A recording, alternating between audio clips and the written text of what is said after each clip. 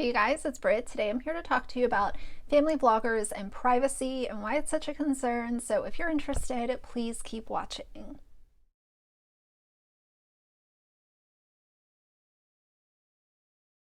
All right, you guys, so I really like this little series that I started doing. I think that you guys are liking it too. And while most of us understand most of the concerns when it comes to family vlogging and the issues of family vlogging as a topic, sometimes I like to break things down in a more simplistic manner. So that's what I'm hoping these videos will do. And I also think that it's a good way to open up a conversation with you guys. And like I always say, maybe I'll tell you guys something you didn't think of, and many times you guys will tell me stuff that I didn't think of either. And just a reminder, just because I'm not a mom, that doesn't mean anything. I can look at things with a level head and have a conversation about it. That's what we're all here for. So I will not be tolerating any comments in the comment section regarding you're not a parent, so you're not allowed to talk about this. If I see that, you're going to be gone. So first of all, I want to read just a very general definition of what privacy means. It says the state of being free from public attention.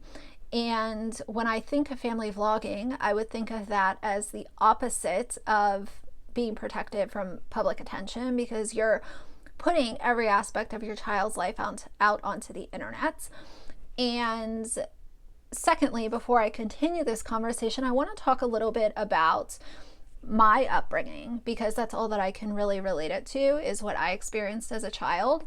And I am not saying that my parents were perfect. I'm not saying that I had a really great childhood, because I definitely went through some things that I haven't discussed on my channel. Maybe one day I will. But as far as my privacy when I was a kid, parents are there to protect their children, whether it's protect them from really mean, scary people like kidnappers, or people that, SA minors and children, or whether it's to protect your kids from the world at large, or protect them from, getting the flu or getting sick. A parent's role is to protect and love their child with unconditional love, at least in my opinion. And I do feel like when the topic of privacy comes around, I felt like I had a very private childhood. Now, my parents weren't celebrities or anyone famous, so that made it really easy. I never felt during a single day of my childhood like I was being put out for show by my parents. I never felt like I was, entertainment for people. I never felt like I was being advertised by my parents, and I'm very thankful for that. When I relate that to family vloggers, when you think of being put out on show for the public, that's what family vloggers are doing. They are creating really cute little videos, vlogs, creating sponsored content, and using their children as props, in my opinion. They are putting their kids out because they know that it will increase their numbers. It'll increase subscribers, which, people subscribing to your channel, watching your videos, equals a bigger bottom line for the vlogger. I just could not imagine going through my childhood and feeling like I was used as a prop in order to make my parents wealthier. And I don't care what any of these family vloggers say. You cannot tell me that you are creating this kind of content and you don't care about the money. Many of them have been able to quit their day jobs because showing their kids has made them wealthy enough where they feel like they can stay home with their kids.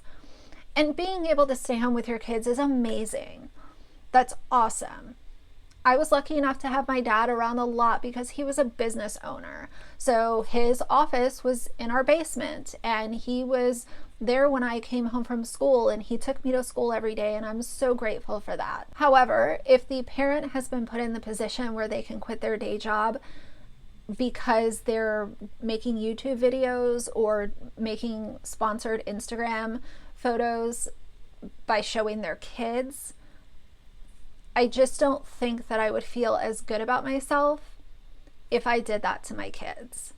And it's funny because I hear a lot of times about these mommy vloggers being called girl bosses and whatever. I hate the term girl boss because of MLMs. I always associate it with MLMs. But when I think of a girl boss, I don't think of someone who has put their kids out onto YouTube when they're way too young to consent or know what the internet is all about. And they quit their day job because of this content. To me, that's not being a girl boss in the slightest, because you would not have a platform if it wasn't for showing your kids, showing your child being born. That is just, and I also want to say, I understand that people can do whatever they want with their bodies. And I'm not ever going to tell anyone to not film their birth or their, labor and delivery experience or their pregnancy. Like, if that's what you want to do you. But most of the content that I've seen is filming their pregnancy and filming the labor and delivery because they realize that those videos get tons of views on YouTube. It's not being filmed to be shared with a few family and friends and colleagues or whoever you want to see it, where it's still in your control to mostly. Obviously, you're trusting your family to not share the video with other people is what I'm getting at. I don't understand the whole idea of filming this. It's supposed to be a really intimate moment between you and your spouse or your, significant other or whoever it is.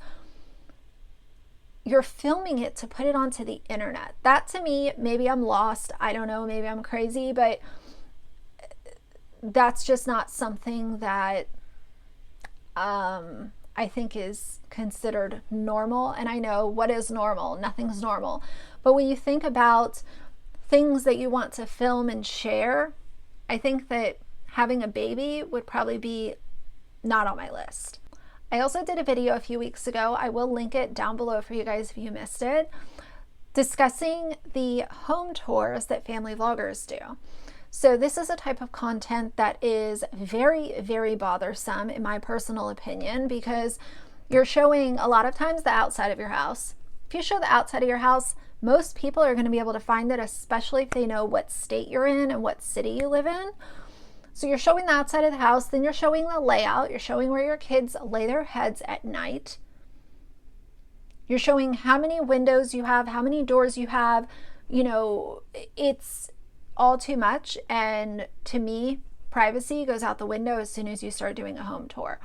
The second thing that I see a lot with family vloggers specifically is showing their young children going to sports practice. So whether it's baseball, football, cheerleading, gymnastics, swim team, they're vlogging part of this experience. So they're not necessarily vlogging the other kids. Some of them do, and that's a whole nother topic. I'll talk about that in a second. But when you're filming your kid going to their sports practice, or even if it's piano lessons or anything along those lines, when you're filming that, you're showing people where your kids are practicing their sports, what school they go to a lot of times. You're not with them at school. Who's going to protect them from some weirdo waiting outside the school one day and saying, oh yeah, hey Timmy, I subscribe to you guys on YouTube. I know your whole family. This is your mom, your dad, your sister, your brother, your aunt, your cousin. Come with me. Your mom told me to pick you up from school today. What is going to happen when someone pulls that?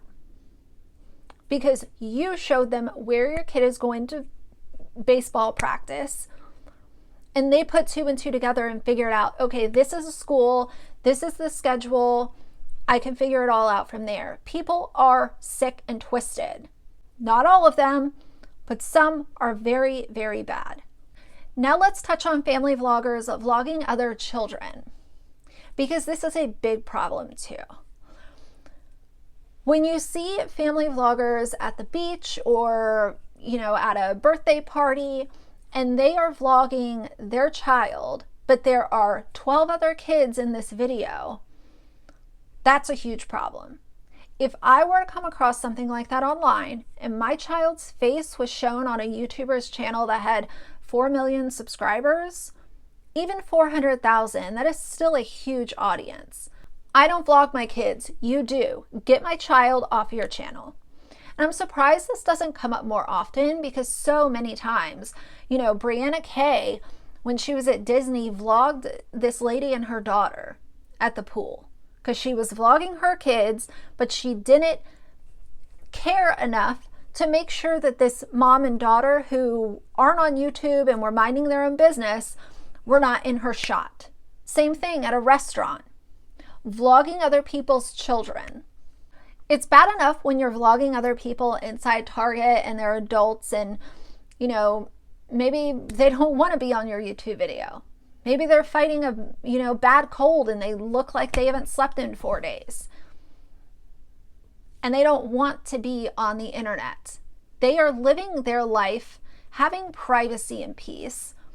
And because you have to vlog every Target trip you go on, now this person who did not plan on being on someone's video is on the internet, and your video has 232,000 views. This is why, and I'm not saying I'm Exhibit A, we all know I've made my fair share of mistakes here and there. However, this is one of the main reasons why when I go on car chats and I'm running errands, it's rare that I take footage from inside the store, because a lot of times it is difficult to make sure that people aren't in your shot unless you're filming like a shelf and that's it. It just goes to show how little they care about anyone but themselves. Now I realize that there are people that like family vloggers, they like watching this content and it's what they enjoy. People can watch whatever they want to watch. However, I will say that when you are jeopardizing your child's safety by not giving them the privacy that they deserve, that's where I really start to question, okay, a parent their role is to love unconditionally and protect their children. And in my opinion, the protection goes out the window when you are vlogging their every move, filming inappropriate content like them, starting their period, getting injured, showing where they go to school, showing your house tour and showing where your child sleeps at night. That's where I really start to have a problem, and not the content police, not the gatekeeper. However, I will talk about it and I will use my platform to shine a light on this, because at the end of the day, family vlogging is on its way out, and it might be a year, 2 years, 3 years before we see it really, kind of hit a nosedive. But I think that these conversations are opening a lot of people up to the, realization that this is not it. This is not it at all. I think a lot of us that look at these family vloggers, it also allows a moment of feeling grateful.